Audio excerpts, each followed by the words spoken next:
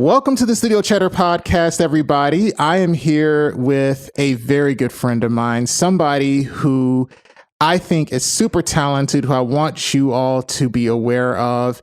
And she is a producer by the name of Stelexine. Is that correct? Am I saying your name right? Yeah, you definitely are.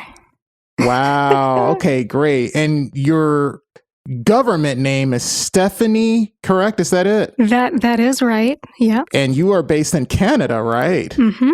Mm-hmm. Wow. All right. So, Stelexine recently was one of the producers who did a remix for Alvinos's remix album, Crushed Dreams and Antisocial Behavior remixes. And I was honored to be a part of that album as well, as was Stelexine. We both got to be on that remix album. I gotta say, Steph, I loved your remix. I listened to it all the time. I love yours so much. I remember you were listening to it in the Cloud Jumpers listening party. I was like, wait, this is giving me like Division vibes, as well as, I'm not sure if you know, like The Code in the UK. Yeah, it was so good. I also had to show it to like my sister. I was like, this is your summer track right here. Yeah, so good.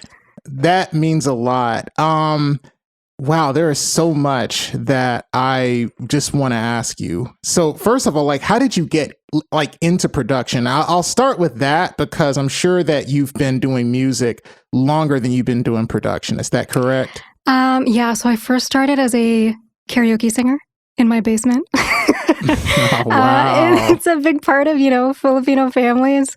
Definitely filling that stereotype. And yeah, like I started like with like pop vocal training at a young age. I remember getting like one piano lesson and telling my mom to save her money because I was like, I can do this. I can figure it out.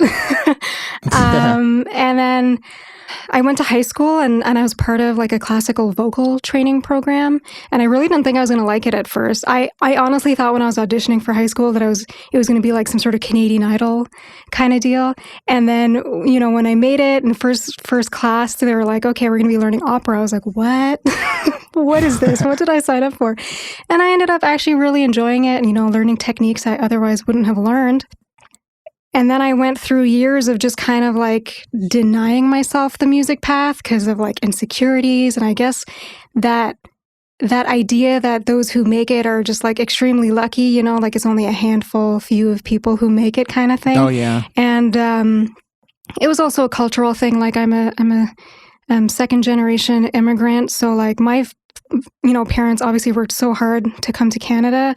And for them to hear that one of their kids wanted to pursue music, it was like, no.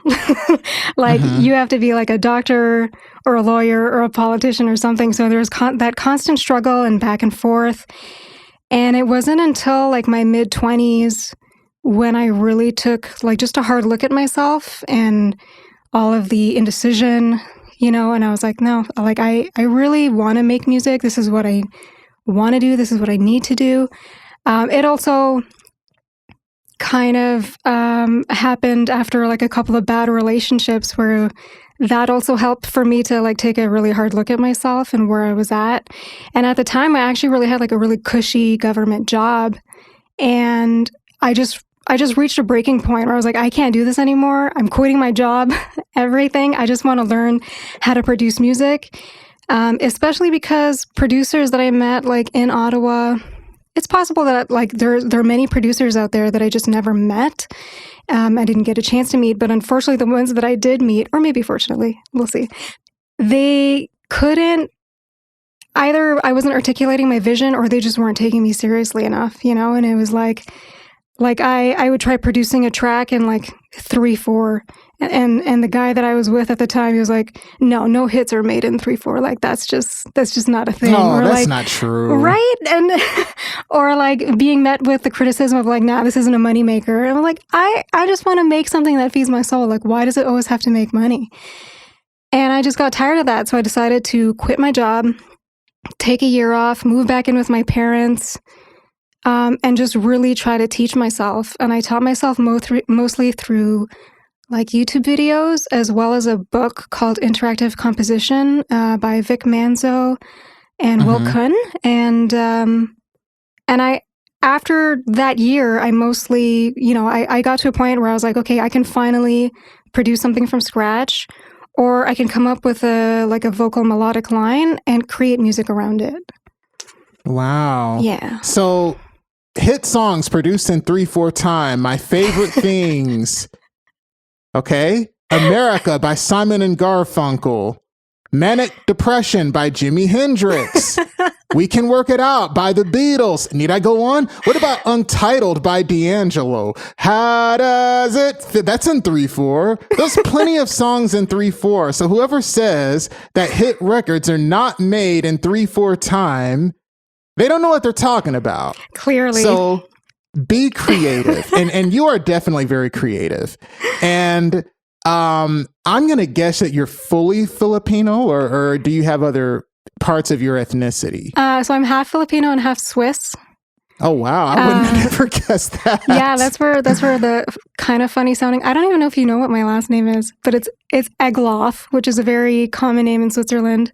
Not so common here. I've heard so many different iterations of it.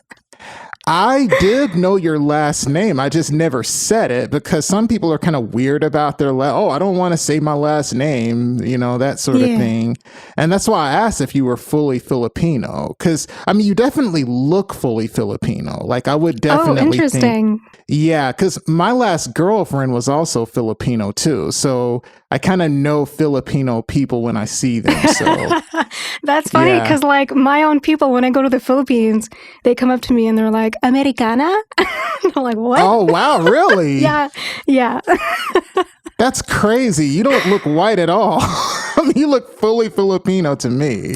Yeah, I don't know. It's funny. I'm kind of a chameleon. Like my dad thinks I could have been like a pretty good spy because I can pass as like so many different things. Mm-hmm. Just with the right makeup, hair color, I could fool anybody. And it's funny because how long have you been producing for? Okay, so basically... Because you said you started in your mid-20s, right? You don't look a day over 19 to me. So Stop. That's the Filipino genes. I guess. Because I remember you were like, oh yeah, I'm old. I'm like, no way. I'm not a spring chicken anymore. I started producing, I guess when I was like 27, 28. Wow. I would have never thought you were even 28. Never. I appreciate it. I have a good camera too.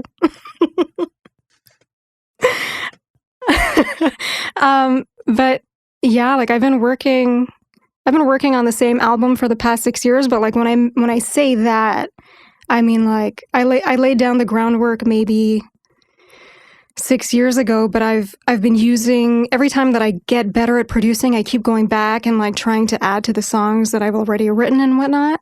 And it became a trap because I realized that I'm a recovering perfectionist. So definitely one thing that I appreciate from the Bad Snacks beat battles that we all do are the deadlines. They've really showed me how crucial deadlines are. Your tracks are always such a treat in those beat battles. They really are. I love the stuff that you do in the beat battle. So what Stephanie's talking about is the producer Bad Snacks, who I've had on this show. She has a Discord community. I've talked about it on other episodes with other people. And every other month or something, she has a beat battle that people enter, that producers enter. And you don't even win a prize. You just kind of win bragging rights and the ability to say that you won the beat battle. And so I've won the beat battle. Other people that have been on the show, like Jay Herlock, like Brain Tan, like Lil Boy Aaron, like Electrolyte Orchestra, they've won beat battles as well. I am very surprised that you have yet to win one because your stuff is always so good. Your music is very cinematic. I really like that about your stuff, and you have a fantastic singing voice. Thank you. So where are your influences from in your music? Oh my goodness. First of all, I have to say that I don't think we only just win bragging rights from the Bad Snacks community. I think just being part of that community is a winning feeling enough. Oh my gosh, absolutely. Yeah. So my influences, oh my gosh, I would go through so many phases growing up. So like I went through the obvious pop phase. I even went through like a heavy metal phase at some point. There was the psychedelic rock, got heavily like into Pink Floyd. A lot of stuff that I'd listen to after that. I guess like Massive Attack. When I first started writing my album, I was listening to Banks on repeat. Yeah. And yeah, I don't know. I actually did notice that my sound was kind of cinematic as well. And I didn't really think that scoring or anything like that was ever going to be like as part of my wheelhouse, because I've always struggled with music theory, like a lot. I think there's so many people who believe that in order to do film scoring, you have to be good at music theory, and you don't. There are a lot of people who do film scoring who can't even read music. Because, I mean, they have orchestrators these days to, set your music to score. Right. This is really something that I found out more recently, even being part of like nonprofit organizations like Women in Music. I've been in on talks where these composers are saying like, yeah, I'm producing music for like TV ads, TV shows and movies, and I don't know anything about music theory. Like the ideas are in my head, I put them in the computer, and there's someone else that deals with everything else. So you use Ableton, right? I sure do, yeah. Wow. So what, did you use any other DAW prior to Ableton, or was it always just Ableton? I did try Fruity Loops for a bit, and then when I tried Ableton, I just thought it was way more intuitive. So I just stuck with that. Wow, yeah. Fruity Loops. So you were using FL Studio back when it was called Fruity Loops. Wow. Okay. All right. So you've been in the game for quite a bit. And when I listen to your music, I can tell that you've been producing for quite some time. I mean, I'm looking in your beautiful studio right now, and I see the Ableton Push, right? And what other gear do you use? Like, do you use any other outboard gear, or is it just in the box? It's definitely in the box. I don't even actually use my Ableton Push as much as I should be. I do have like a MIDI keyboard in front of me, just a very cheap old Yamaha that I got for like $90. I do have my preamp over here. It's a Universal Audio Solo 610. That's a good preamp. Yeah. I rented it, and then I really like the sound of it, so I decided to get it. And then I have like wires going over my head over the ceiling instead of on the floor that lead to a makeshift vocal booth that I made with a shower curtain rod. Dude, everybody's vocal booth is makeshift. Oh yeah, definitely. You're not special because your vocal booth is makeshift. Fine. Do you know of anyone else though that uses shower curtain rod? No, I guess all right, points on that. Yeah, and it's like, it has like moving blankets and stuff, and it does pretty well. I think the thing that I'm, like the instrument that I'm most proud of is a microphone that my dad had that he passed down to me. It's a Neumann, oh gosh, is it a Neumann U87 or? Oh wow, U87? Hold on, I can't, I don't even remember. Yeah, I mean, that would be a microphone, the Neumann U87. That's a very Sorry, well-known no, it's a U77, and it's actually powered with a 9-volt battery.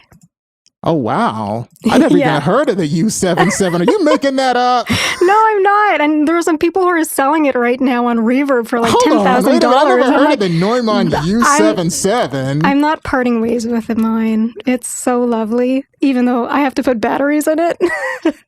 There is such a thing as, oh my God, it's $6,900.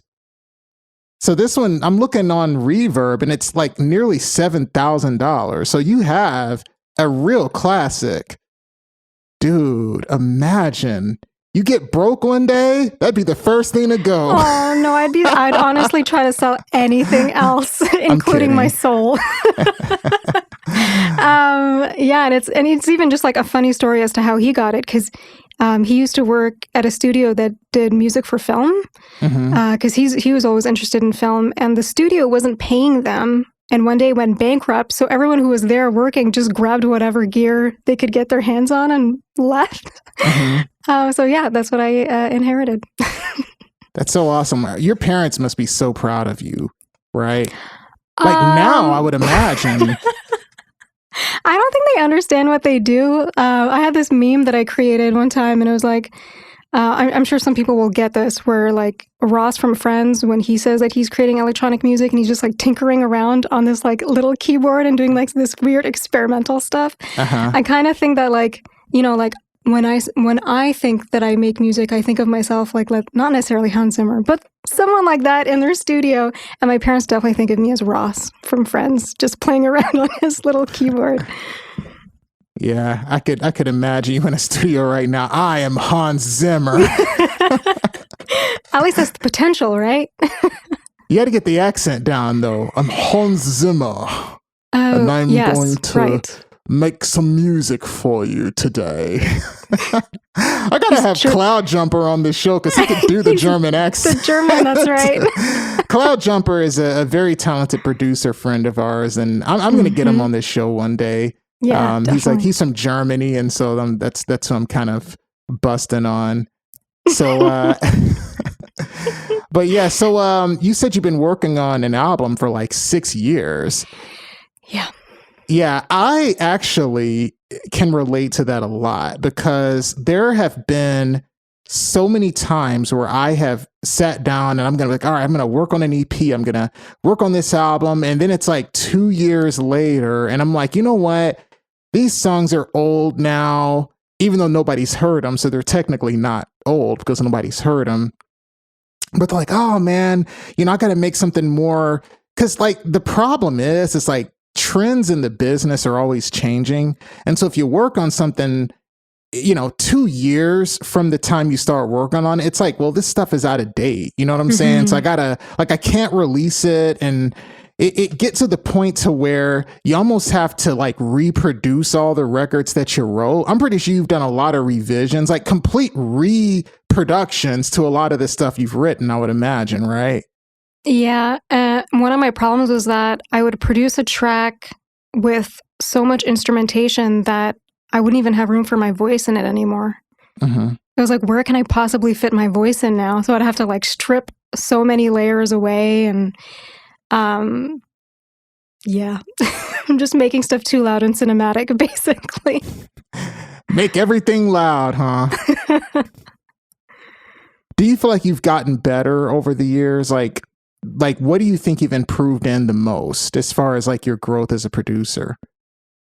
I think it's more of like the personal growth. I mean, I've definitely obviously grown a lot as a producer. If I keep many different versions of my tracks and I listen back to, you know, what I used to make before, it very much sounded like, you know, a beginner producer. And the stuff now just sounds a little more, you know, fleshed out with the ideas. There's more going on with instrumentation and what have you. But a lot of personal growth has happened too, in the sense that like I'm not afraid so much anymore of how I'm perceived. Like, am I actually like a music producer? Like I used to, I don't know, have this insecurity about it before. And now it's just like, I don't really care about it anymore. For me, like making music feeds me in ways that nothing else can. And when I show up at my studio to make music, I just kind of frame my mindset that I'm coming here to play and just have a good time and to feel things and to work through emotions that I'm feeling right now. It's become just like a huge therapeutic release for me, really. I know. I can relate. I mean, you know, as somebody who's been producing for 22 years, I kind of know how that feels. And it's kind of like, on one hand, it is an art, but on the other hand, it's definitely a skill game. It really is. I mean, it is something you can get better at, like, you know, chess or poker or something like that. But it is an art. I mean, it really is. And it's kind of like a way to see what you can come up with. And what's funny is a lot of the times I want to produce something, I want to make something because I don't like what I'm hearing on the radio. It's like, well, you know, I don't like what I'm hearing on the radio. I don't like what I'm seeing, like what I'm hearing on the chart. So let's see if I can make something else that I can personally enjoy, you know? Yeah. How often do you listen to your own music? Oh gosh. I Probably usually more than you're willing to admit, right? I actually only listen to stuff over and over again when we do, let's say, like the beat battles, and I've just released something, and I go back to it the following day, and I'm like, is this good enough? Is this good enough? You know, just like kind of like that insecurity or like this need to like listen to it on like my phone, my iPad, on like different devices. But then I just let it go, kind of thing. I'm only now in the routine of like every night going over my album and making lists of just like what needs to be fixed, what needs to be done, giving it the last, couple of hours it deserves and moving on. Yeah, you that takes a lot of discipline because, one of the things that I was so bad about was not letting something go, not like saying, all right, this track is done. There's nothing else wrong with it. And one of the things that Bad Snacks always says is when you get to the point to where you can say, all right, you know what? I'm not mad at this. You can listen to it. And there was no point in which you were like, I don't like that. It's ready to go. Yeah. And one thing that I found is just getting feedback from other people. That kind of helps too. So. Mm-hmm. I find the worst part is when you're like really excited about something and then you revisit it the next day and you're like, wait, what? That feeling isn't there anymore, and that sucks. But it is really fun when something just like feels just so right, like emotionally, and ticks all the boxes. So, kind of a technical question, but like what are your go-to like VSTs and stuff like that? Like when you open up Ableton, what are the go-to VSTs for you? Like the virtual instruments that you really, really like?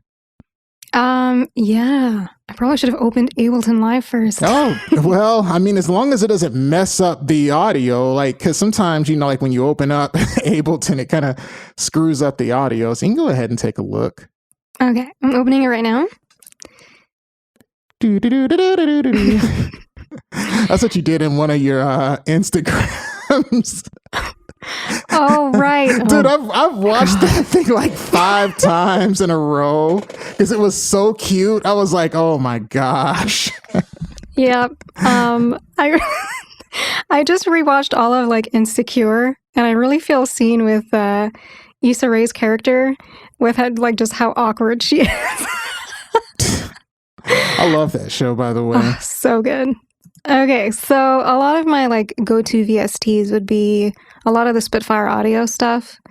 Labs, I always have to shout out Labs because it's free and it sounds amazing. And it's really rare to actually find something that's free that is actually good.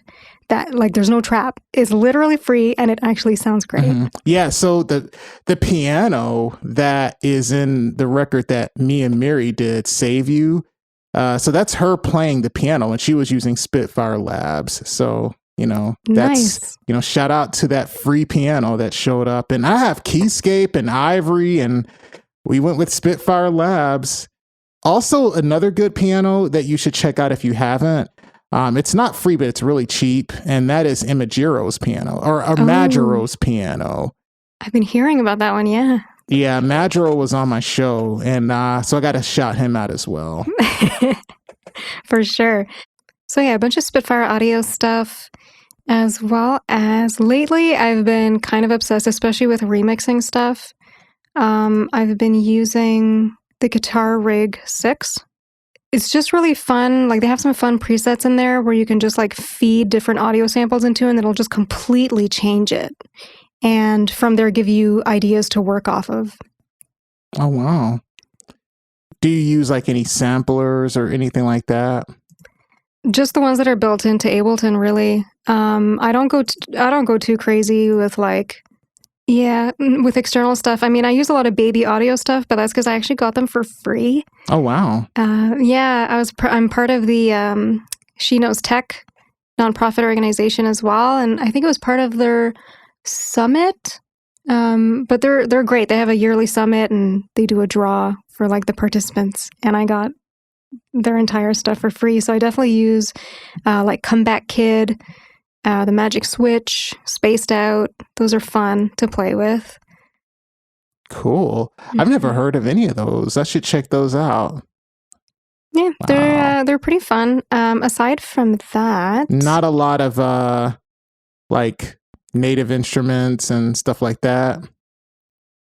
No.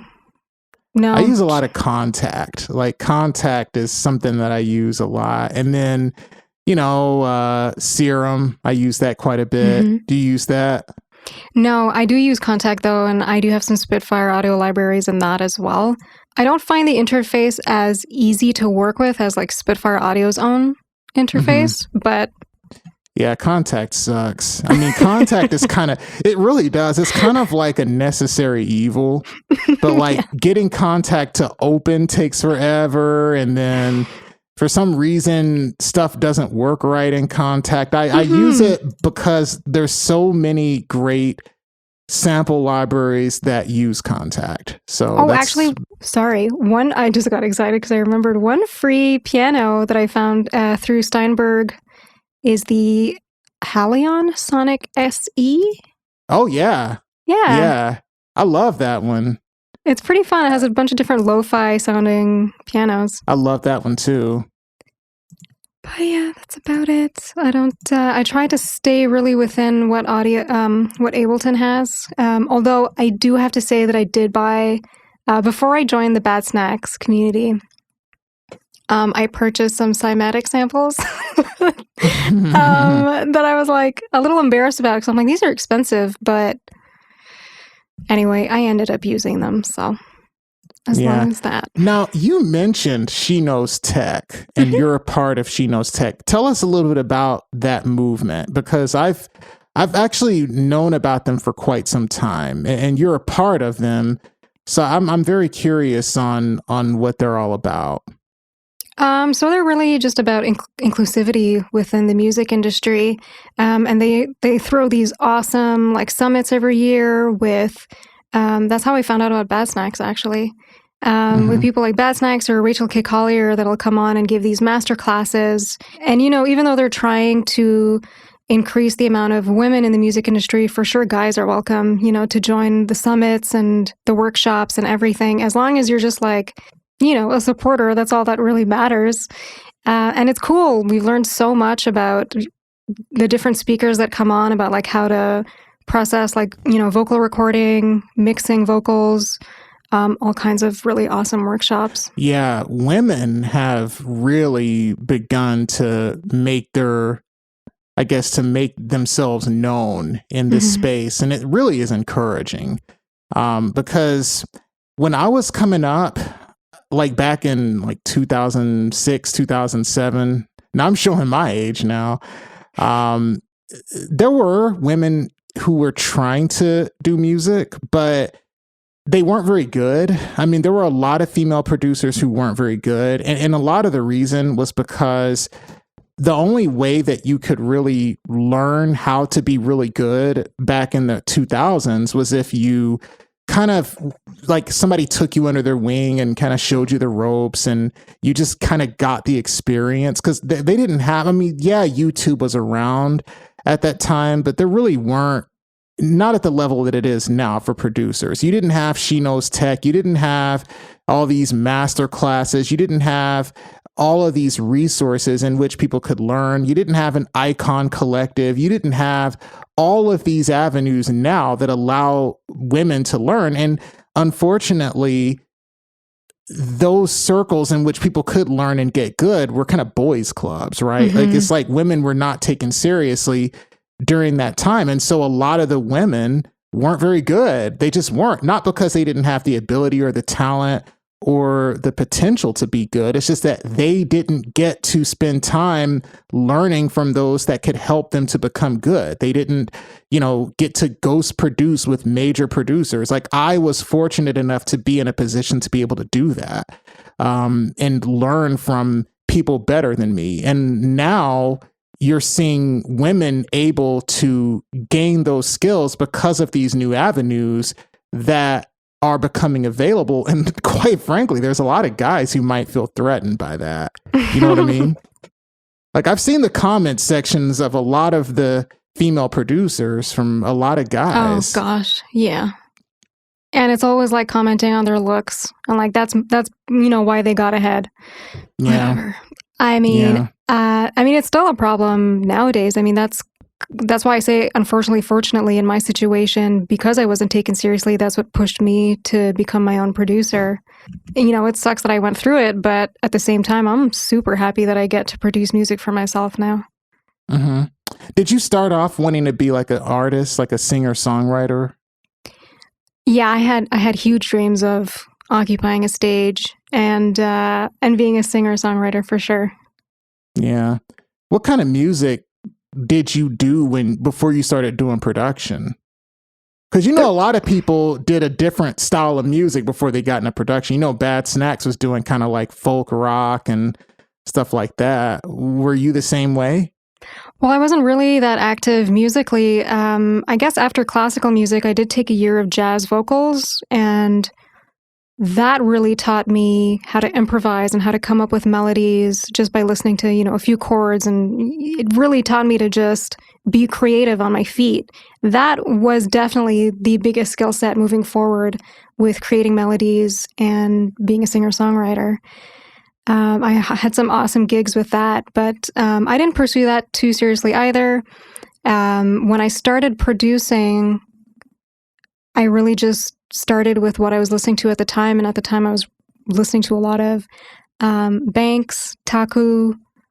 Yeah, I can't fully remember if this was back in like 2014, 2015. Majid Jordan. Mm-hmm. Oh, wow. Yeah. Okay.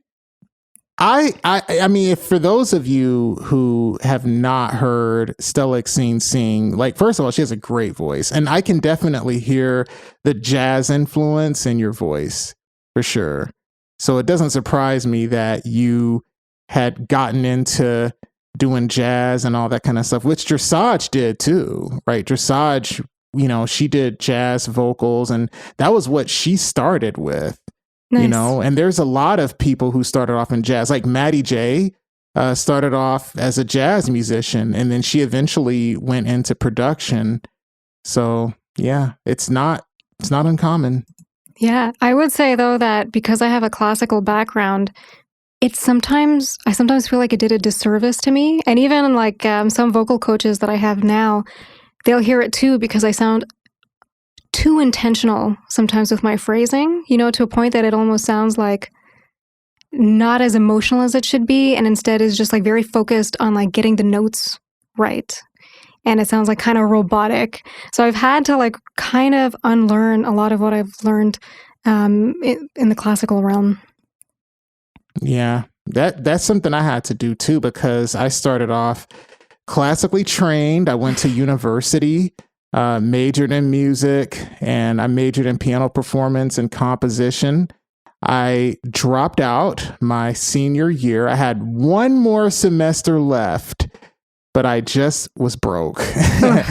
I was broke. I couldn't afford another semester. And then like scholarships wasn't enough and stuff like that. And yeah, it was tough. You know, it was really tough. And I'm kind of glad that I didn't get a degree in music, because in a lot of ways, I probably would have felt pressure to go into a job to where my degree would be needed, which would essentially be teaching music, teaching composition at a university. And no offense to the composition teacher that I had at university, but after seeing what he went through every day, I just didn't want to do that. I just didn't. And you don't need a piece of paper to be a producer. You don't, you know?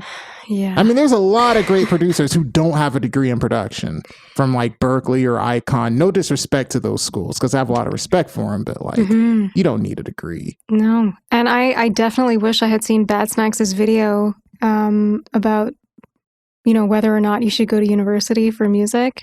Because I'm actually in my last semester right now. No, I don't want to discourage you from finishing. No, I'm definitely going to finish, but it was really hard for me because I realized this was pointless. Then it was like really pointless. Yeah, and it was like really expensive for me to figure that out. I mean, maybe that's the cost of it. That's like the life lesson. What's your major? Arts administration with a concentration in music. Mm-hmm.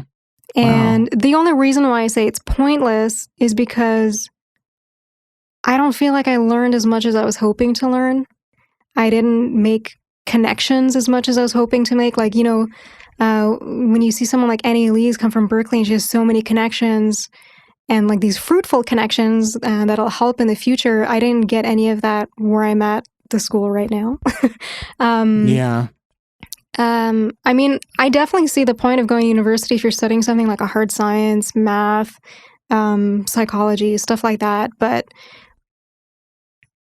what I've always wanted to do mostly is to produce music, make a living off of making music. So it wasn't really necessary for me, but I mean, it was really important that I guess I figure it out. And my mom always wanted me to get a university degree, so at least she'll be proud of me. Aw.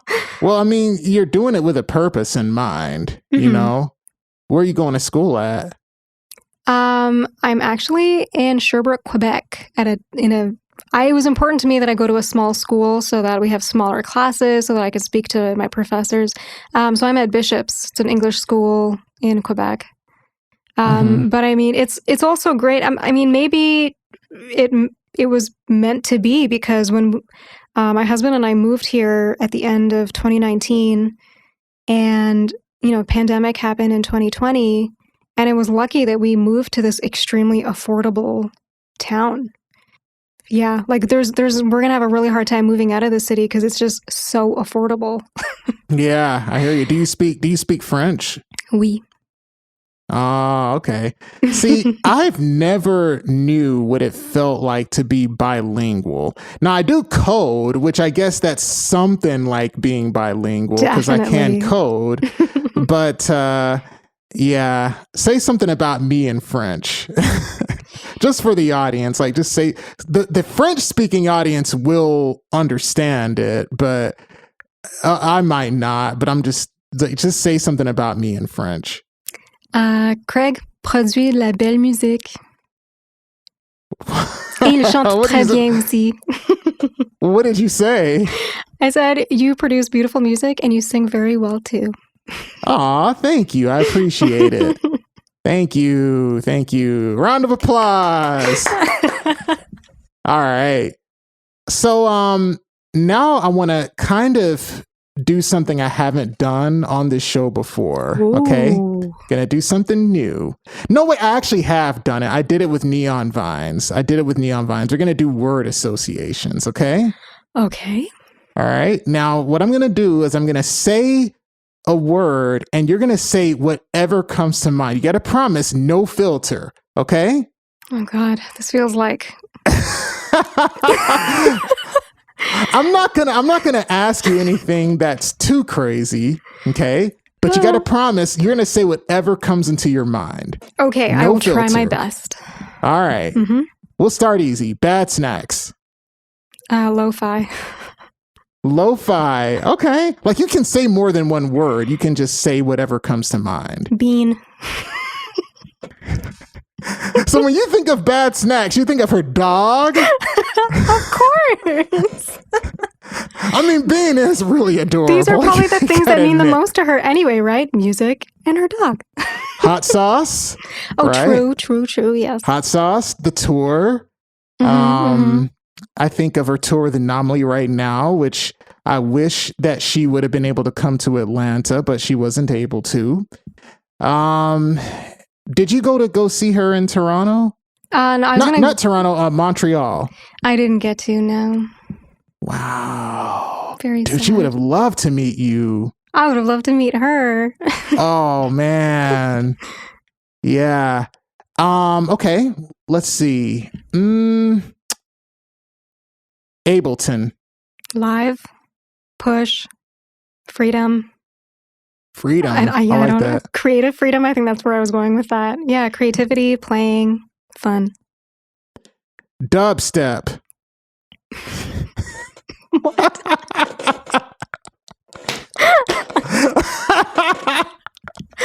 Don't you produce an Ableton too? Yes, I do. Do you produce dubstep? No, I'm not. That's the next word. Oh. I thought you were going to go after me. Dubstep. Hedge? Does he? Hedge. Okay. Hedge Knock. If you guys don't know who Hedge Knock is, Hedge Knock is an artist who just released an album on our label, VIP Sound Circle, and I'm gonna have him on the show very, very soon. So Hedge Knock is a great producer. He does like dubstep, but not like the dubstep of like 2013. It's like the dubstep of today.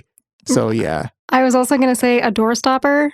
A door stopper. Interesting. Because I think that's where the origin from dubstep comes, when you just like hold the spring back and let it go and it goes like whoa, whoa, whoa, whoa. I didn't know that. Is that true?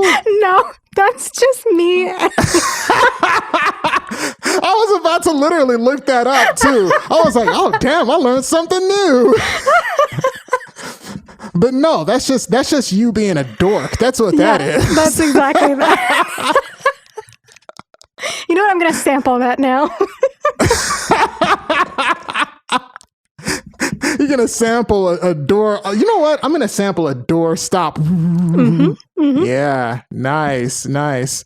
Okay. Let's see. Piano. I mean, childhood, Yamaha, Young Chang. I think that's the piano that I played when I was younger. Yeah, everybody played that. Cheap. Always sounds terrible. Oh. Yeah. Oh, it sounds great for the first month, and then it sounds terrible. Oh, yeah, we all played those. It's like an old upright, right? Like yeah. All right. Guitar. Do you play guitar? I did at some point. And then, yeah, I did at some point. I used to have a guitar, and then one of my exes broke it. You have some really crazy exes. My God. I have never had one person in an interview bring up their exes more than you.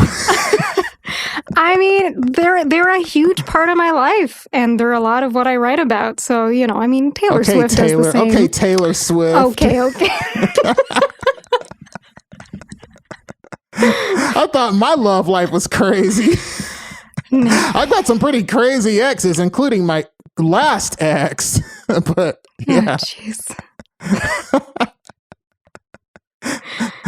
Oh, hey, until you have an ex, go and buy an expensive China set just to throw it at your door. You ain't got a crazy ex, okay? No. Because that's what my ex did.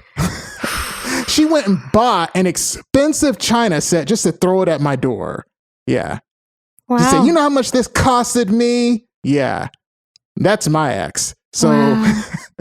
Put that in perspective. I mean, I've had some interesting relationships. They were like, I've probably learned most throughout my life through the relationships that I've had. I'm like very happy with the relationships mostly that I've had. Yeah, I learned a lot about myself through the relationships that I've had. So I hear you. Okay, I'm going to go left on this one. Okay. Recording studios. Like, what's the first thing that comes to mind? Gatekeeper for some reason. Okay. No filter. I don't know. I mean, I'm thinking I can see a place in my mind, like just I'm visualizing a recording studio with like wood panels. Wood panels. Oh, yeah. Mariah Carey. I recently took her master class. Was that good? Like, are you talking about the ones on monthly? Is that what you're talking about? Like the actual masterclass?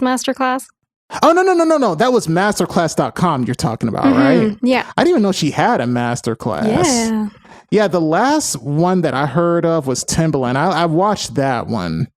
Yeah. Have you seen that one? Mm-hmm. Yeah. I mean, I don't know if you feel the same way about them, but it's like, I feel that I learn less like concrete skills than I do just like motivation. I think that's a lot of people. The funny thing about production is it's very difficult to learn it in a short amount of time. I mean, it's really one of those things that you really have to do and then get feedback, It's like, okay, you're going to do something. You're going to let somebody hear it. They can point out the holes in your game. and you're going to go back and you're going to optimize what you did. And then you're going to play it for somebody and they're going to say, hey, I can hear it. This can be better. And then it's got to be more of like an interactive thing. Would you agree with that? I do. I definitely find that even just submitting music in like for feedback has helped so much with producing, because there are things that I can't necessarily hear, or especially with mixing. And I mean, I don't really care too much to be a good mixer, because I think mixing and mastering are dark arts that I don't necessarily need to master myself. I'm really good with just like producing and having fun with that and sending it off to someone else who is actually really great. And I think there's something good with that too, in terms of like having someone else listen to it and adding something to it. But yeah, the feedback definitely helps. And it's so awesome too that with like these communities that we have through Discord, that like we can be collaborating like all over the world. Like we don't need to be in the same studio anymore to collaborate, which is, I think, is just so awesome. Oh, it's been amazing. Like Yeah. I've gotten a collab with people who I never would have even met, people in a different country, like me and Alvinos. Not just the remix, but he's actually working with me on a record that I'm going to be putting out.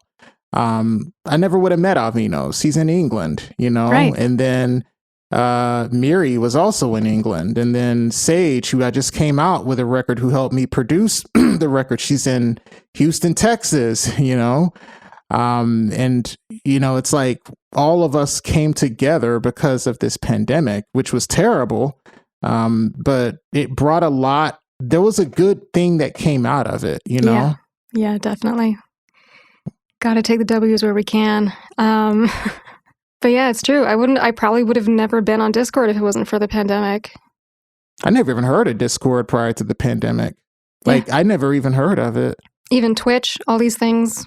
You were doing Twitch streaming. What happened to that? Like, we both have got to get back on our Twitch game. We were both streaming at one point and we just quit. And people liked our streams. I mean, I didn't get to see your stream. I'm sure it went a lot better than mine.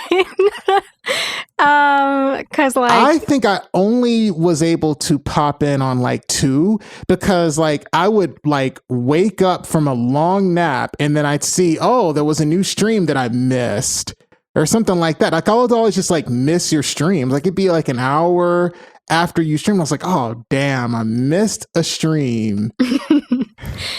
Yeah. I remember when I first joined, I was like, I'm just gonna, you know, stream something that I'm really into and just like gain a following around that. So it was Buffy the Vampire Slayer, but then I realized that like not everyone can watch the show like based on where they are in the world. If it's not available for them on Amazon Prime, or if they don't have Amazon Prime, then they can't watch with you. And then I switched over to like a bit of production, which was cool. I produced a few things live, but it's kind of stressful and like it's not always as fun when you know that like people are watching you. And then I also tried playing some video games, mostly Zelda, because I'm a Zelda nerd. And yeah, it's just not it's not really the same. Like maybe if I was like set up on my couch, it would be a different vibe. But being at your computer desk, like trying to have fun is a little difficult to do, especially when you have like a chat to monitor and all these different things to monitor and take care of. Yeah, one of the things that was very difficult for me to deal with when I was streaming was I always kind of felt like I felt like I was boring people whenever I was streaming. I always felt like I was kind of, oh, you know, is my production process boring, you guys? Because I would just like sit there and repeat the same thing over and over and over. That's what you're doing when you're producing. And I would sometimes think that people are getting bored, especially if the numbers are going down, like if the streaming numbers, like if people are leaving or people are just not engaging. I'm thinking, oh gosh, am I boring y'all to death? That was a huge insecurity that I had for a long time. Yeah, I always got really worried when the viewer count would go down to 1, and I would always think that I know who that one person is because I've had a stalker for like 15 years now. You've had a stalker for 15 years? Yeah. Oh my God. Yeah. I mean, it's mostly like online stuff, like him just sending me like novel length emails. And people are just like, well, just block the email. I'm like, yeah, this is the 60th email that I block though, you know, like it just gets really annoying. And like there was one time when I like had to get the police involved because he mentioned something about walking in front of my parents' house. And I was like, no. Oh, wait, have you met him in person? Yes. Oh my God. Yeah. Like we only went to school for like one grade together. But yeah. That's insane. Yeah. Okay, anyway. well, that turned dark. Yeah, well, I mean, you'd be surprised how many women out there have these like online stalkers, and there's so little that police can do about it, or like that they're willing to do about it, or that's even like helpful. But yeah. That's insane. Yeah, I've never had a stalker that was 15 years strong. It's dedication. I mean, I ain't never done anything for 15 years straight. So I can't commit to nothing for 15 years straight now. That's not true. Music. Yeah. Well, actually got out of music for a very short amount of time after I got dropped from a major label. But right. I heard about that in the last episode. Yeah. Oh, you actually listened to the episode before you came on here, huh? That's of course. nice. I listened to a few, and I obviously had to listen to Anche's. Anche is actually the reason why I became part of the Bad Snacks community. Oh, wow. What's the story behind that? So Bad Snacks posted one of those posts where she was like, remix this or like do whatever you want. Like, so I took that clip and I sang on top of it. And then Aunt Shay said, hey, like you should join our Discord community. And I was like, sure. And like I checked it out, and that's that. Wow. And also what's fun is that we had just last Christmas we had like the sample goblin. So it was like a secret Santa, but we exchanged samples. Mm-hmm. And I got Aunt Shay. So the person, you know, who like introduced me to the like Bad Snacks community, I got to gift him my samples. So that was really special. Wow. That's amazing. Shout out to Aunt Shay. Another reason to love the guy. He brought us Stelexine. He brought Stelexine to the community. That is amazing. He's a great guy. He's such a good guy. Yeah. Yeah. So one of the things that you did that I was really impressed with was you started entering these kind of, I guess, competitions, these little scoring competitions. Mm-hmm. And you had never done film scoring prior to these competitions. Can you tell us a little bit about these scoring competitions that you entered and what the workflow was for those? Yeah, definitely. So it was through Spitfire Audio. They usually have a scoring competition every year in the summertime. And so the first one I took part in, we had to score a scene from Stargirl. And so yeah, it's like, how do you start doing this? You know, like I have a tool that I use to help me with creating chord progressions, and it's called HookPad. Mm-hmm. So it's a website, hookpad.com, I believe.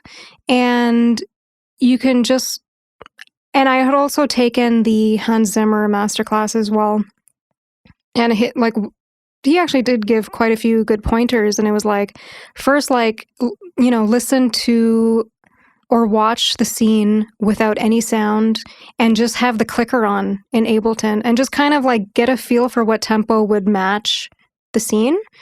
And usually he chooses something around like 90 BPM, because if all of a sudden it has to go faster, then you can just, it doubles over nicely. And so I think it is in 90 BPM, and he likes to go with D minor a lot. I do too, because apparently it's the saddest chord. Who told you that? Where'd you get that from? It's actually from so the CBC, that's the Canadian Broadcasting. It's our news here in Canada. Mm-hmm. They also have a few different good music segments, and one of them was called so one of the hosts called, I think it's Peter Pietropalo, I believe is his name. He had this one segment called the key signatures, or this I forget. It's on SoundCloud though. The signature series, where he covers each key signature and kind of associates them to like an archetype. According to him and his research on the different key signatures, D minor was the saddest key based on like all of the different songs that came out in D minor.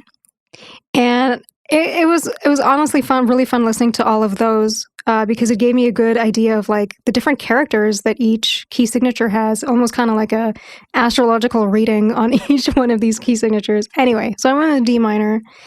And I knew that, there were 3 different characters in this scene that I wanted to kind of associate a theme to. So I created a theme for each of these characters. Of course, the last character that comes into the scene is an evil character. And so I wanted to kind of associate like some scary sounds. So I YouTube like, what are some scary, not necessarily chord progressions, but even just intervals. And I believe there was like a minor 7th, or I forget exactly what, but it was obviously you want to create like a sort of a jarring sound. And even if you don't have any music theory, or if you're bad at it like me, you just play around with like your keyboard and you'll hear these things. So I created a lot of the score actually in HookPad. And the awesome thing about this tool is that you can select different bands, so to speak, that will play the music back to you. And so they do have this one orchestral setting. When you export the MIDI and put it into Ableton, it'll already give you like violins, cellos, an idea for like percussions and stuff like that, and basses. And then you just assign, I was using at the time the Spitfire Audio's BBC Symphony, the Discovery, which is free. Get it if you don't have it. That's a really good library too. Yeah. And so I use that, and like the MIDI that you export from HookPad, it'll give you different ideas, but of course you don't want to just lean on that. So I changed a lot of the stuff because I didn't necessarily like, let's say, the rhythm or the arpeggios and stuff like that. So but it gives me like a good framework to work from. It gives you something to start with. Yeah, because I'm kind of impatient. Oh, aren't we all? So I really like to at least be presented with something where I can just hit the ground running from there. And then it just made it so much easier. It was fun. And yeah, I didn't think I'd be able to complete it, but I did. And even though I didn't win, whatever, it was an awesome experience to know that I can score a scene. You did a great job at it. Like I watched a couple on your Instagram, and you guys can check those out on Stelexcine's Instagram, which we'll link to, of course, in the description below if you guys are listening to this on YouTube. Well, what are your future plans? Like, what do you have other than the album, which you've been working on for 6 years? Is there anything else you've got going on at the moment? Just mostly progressing in different fields. So like thanks to Alvinos, he really made me commit to the name Stelexine, because now I have a song out with that name on it. So, and I'm also really thankful for this opportunity as well, because I've also really had to think about like, my artist persona and like how I want to market myself and whatnot. So I know that because I love producing in so many different genres, Stelexine will kind of be my go-to producer name for. Where did that name come from? So it's actually a play on Stephanie Alexandra. Alexandra being my middle name. I did not know that was your middle name. Yeah. And so Stelexine will kind of be my like go-to persona, I guess, is like just a producer that collaborates on all kinds of things, like doesn't necessarily have like a sound tied to me. Stephanie Egloff will be more of like a professional composer, if you will, like that. Yeah. If I can score stuff for TV film, that'll be my name for that. And then I also have actually a third name that no one has heard before. You don't want to debut it now on the podcast? Yeah, sure. So it's Isasia, which is also a play on Stephanie Alexandra. Isasia? Yeah, because apparently. All right. The birth of Isasia. I don't know. How do you spell that? Like, so I'm very curious. Esasya. Esasya.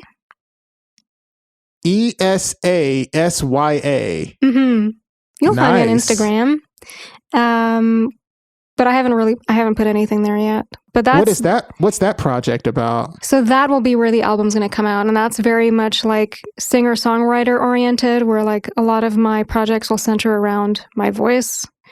And it'll have a very distinct feel and sound to it. Wow. Well, Stephanie, Stelexine, Asasia, this has been amazing. Thank you for coming on this show. I really appreciate having you. I really appreciate you having me. This was a lot of fun. And I'm glad we moved away from the word association because I was like, I don't know what else I can think of. See, the thing is, guys, like me and Stephanie are actually really good friends. And so we can like bust on each other. And so if we were doing that during this show, just know that we're very good friends. And that's the reason. It's not like we're just random people that just like, oh, I don't know this person. But thank you for coming on. For sure. Thank you.